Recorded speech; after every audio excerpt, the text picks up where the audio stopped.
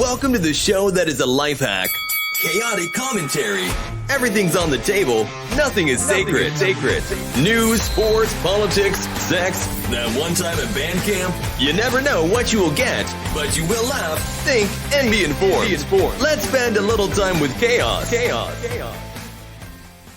So, welcome into the show that thinks it's a cat, evidently, where it just kind of shows up whenever the hell it wants to, comes in, tries to just fuck shit up and say, hey, you should be happy that I'm here, and then walks the fuck out.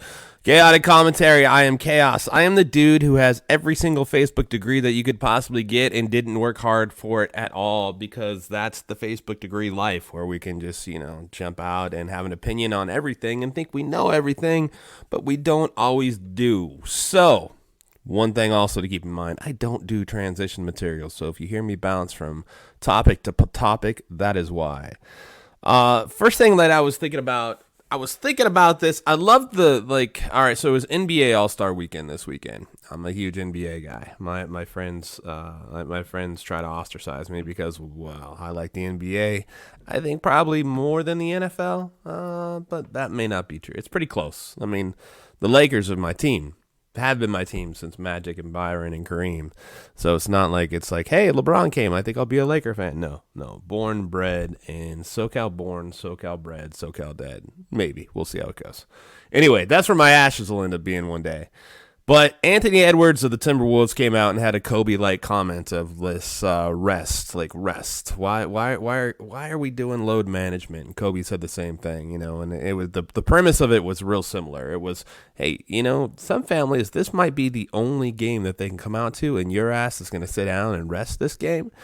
And then Kobe also went on to say, look, I don't know why people are sitting. I ain't ducking shit. Now, Anthony Edwards didn't exactly say that, but that's much more of the Mamba mentality than Anthony Edwards, although I got nothing but love for what Anthony Edwards said, because it drives me crazy, the load management thing. Like, here's what I know. If you want to get better, you do it more and you play every night. And I don't care if they're on the biggest stage and are the best players. I mean, Michael really didn't do it. Kobe really didn't do it. And that's the part that I'm just like, okay, so go play. Just go out and ball and see what happens. Now, if you're hurt and you're nicked up and you need a rest to heal your body, that makes a little bit of sense. If you're trying to prevent an injury because of that, well, shit, don't walk down the stairs, don't drive a motorcycle, don't get in a car. I mean, go play basketball, though. I mean, that's what you do. You've been doing since you were, 6, 7, 8 years old. So just ball out. But love the comment. Now, it's our fault, though.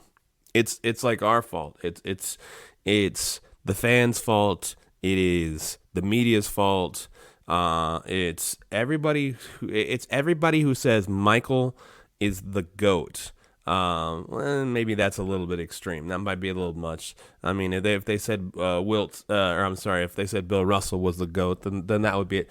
Here's where I'm going with this. Everybody has put so much emphasis on needing, like, the ring is the only thing that matters. The ring. Go get the ring. Well, over the years, what it's done is, well, I just want to be ready for the playoffs. I just want to be ready to go chase that chip. So I'm going to sit and make sure I'm healthy. So you're like, oh, so this is what happens when everyone says the only thing that matters is the ring. And this is where it leads into, like, how do you say Michael is the GOAT over LeBron? I don't know. Like, there should be 4 people, I think, in the conversation. And some are hard because they played before most of us were alive. But Bill Russell, Kareem Abdul-Jabbar, who's never in the conversation, LeBron, and Michael. Those should be the 4 that are in the conversation. I know you could say Wilt Chamberlain. I know there's other ones, but I would say those would be the main 4 that should be on. I mean, all the rings, and I mean, Bill Russell was the greatest winner. I mean, Kareem, like, he wasn't getting any love up until recently when LeBron beats him, passes him on the scoring title. And then when you think of what Kareem did, like, from the moment he stepped on the floor, he dominated. He had 1 3-pointer in his entire career, just 1. And he was the scoring leader for, I think it was like 25 years, 30 years. I forget exactly what it was until LeBron just passed him. I mean, and it took LeBron. LeBron has scored double-digit points in every game since 2007. And to put that in perspective, Giannis didn't even start playing basketball until 2008. Put that in perspective, which, by the way, Giannis has had a 9-point game and where he played a full game and didn't have an injury. The other night he went out with, I think, 2 or 4 points with an injury when he left in the first quarter.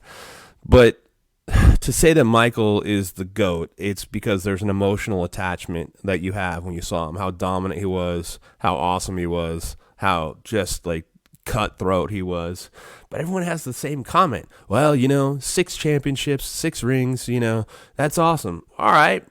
That's cool, but that's the same problem we're running into with the load management issue. All we're doing is comparing, hey, he had 6 rings, but we're also forgetting about the Washington Wizard years. No one wants to talk about the Washington Wizard years.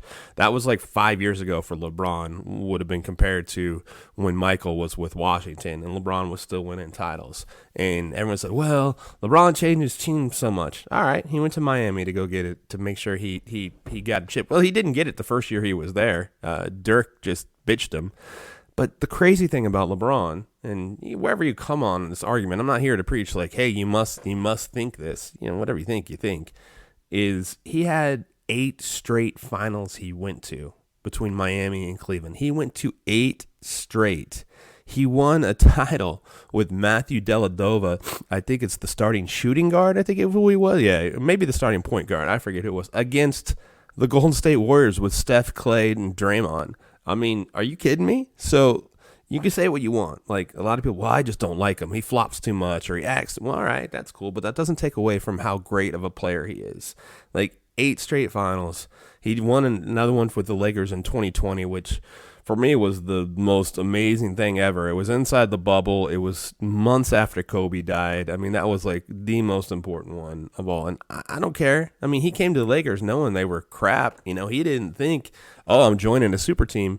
He joined Lonzo Ball and a bunch of other just cast, and Brandon Ingram, who's great now, but wasn't great then. Kyle Kuzma. I mean, like these guys, they weren't winning a championship anytime soon, but shipped them off, got some more pieces, got Anthony Davis, who plays about 5 games a year, not because of load management, but because of injury issues. And they're finding ways, and we'll see if they even make the playoffs this year. I mean, he hadn't missed the playoffs until he became a Laker. So it's not like he's like jumping around just joining super teams. So, like, if all you care about is rings, then it shouldn't even be Michael. It should be Russell. Russell was just awesome. Like, he didn't put up the offensive numbers, but you weren't scoring on that dude. The only one that really scored on that dude was Wilt, and he had to earn every single bit of it. Maybe Kareem, but that was towards the end of Russell's career. So, just like, you've got to take your emotional bias out of it. Just step it out and then just be like, wow. If I take rings out of the equation, well, who is it? I mean, who really is it? Is it Kareem? Is it LeBron? Is it Michael? I mean, like, really, 6 rings, awesome, dominant, amazing, all defensive player. I think he won defensive player of the year once, maybe twice. So I get it. Look, I'm not saying that's a bad choice. I'm just saying take your bias out.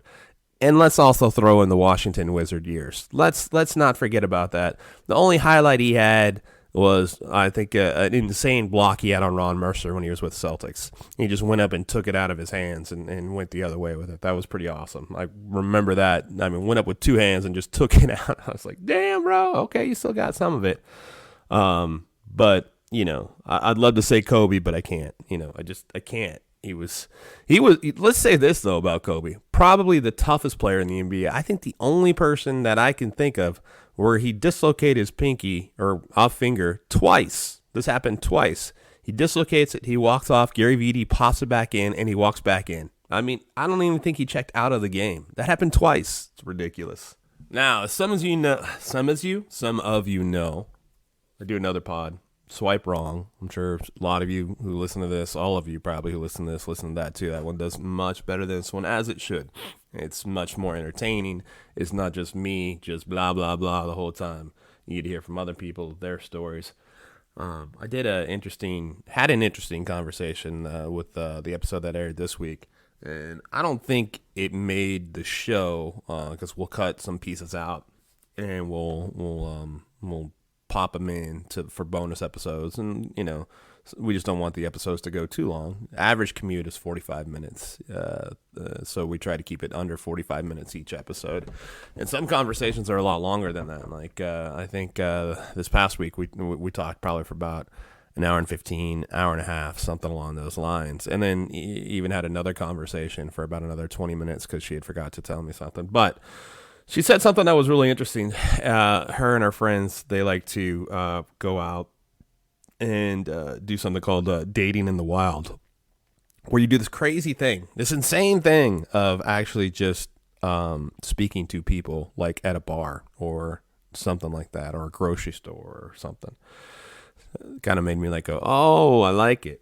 So we've been flirting around with this new podcast of, we'll call it Dating in the Wild, and just getting people's stories of that, or just, however, I mean, because everybody's got something. I mean, everybody is. I mean, there's one where I was like, oh, wow, that was a great move, where somebody's like, yeah, I got tired of the apps, and I just go to the grocery store, which seems like the most common place to do it, and I'm just going to throw stuff in the wrong cart accidentally, and end up having a conversation with somebody. And I was like, that's pretty classic. That's probably the best move that you could come up with in the grocery store. And the dude's like, yeah, it was totally accidental. I was like, that's funny.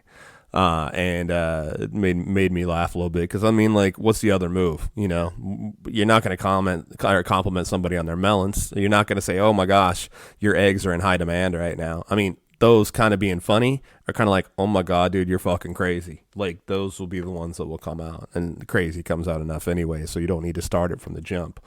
So, I think that's kind of funny. So, the thing that's kind of great about all this is everybody's stories keep coming out. So it's one way just to get everybody, to get more perspective, get more of their stories. And that's like, damn, that's pretty funny. That's a solid way to go. Because in this day and age anymore, like, approaching somebody, especially cold, people don't know what to do. Like, some are just like, some will engage you, but some, it takes a minute. It takes them for, wait a second, what does this person really want? Like, they're so cautious and so concerned about what might actually be happening, where they're just like, oh wait, they're just being nice. There's no real crazy alternate agenda. They're like, I don't know if I believe it. I don't know. So anyway, I hope you guys are all doing amazing. Just thought I'd pop in and share a couple of thoughts real quick and give you updates on what's going on with pods and kind of go from there. So just, as we end this show, this episode, I should say, not the show in general,